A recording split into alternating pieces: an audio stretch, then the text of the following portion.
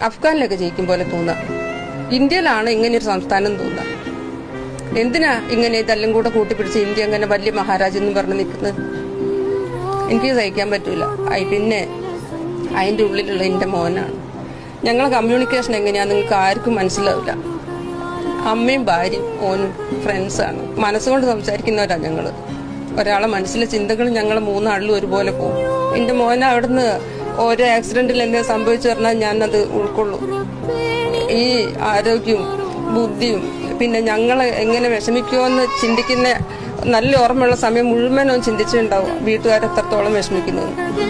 പിന്നെ അവൻ്റെ മാനസിക നില തകരുന്നതും ആരോഗ്യം വഷളാകുന്നതും ഒക്കെ ഞാൻ എൻ്റെ മനസ്സിൽ ഇത്രയും ദിവസങ്ങളിൽ കണ്ട് എനിക്ക് സഹനം എന്നുള്ള എൻ്റെ അങ്ങേ തലക്കെത്തിക്കുന്നു. എൻ്റെ മോനെ ഇനി ജീവനോടെ കിട്ടുന്നില്ല ഒരു പ്രതീക്ഷയില്ല. അവിടുത്തെ ഭരണത്തിനോട് അവിടുത്തെ പോലീസിനോട് ഒന്നും എനിക്ക് ഒരു വിശ്വാസം വരുന്നില്ല. ഇപ്പം കേന്ദ്രത്തിനോടും വരുന്നില്ല.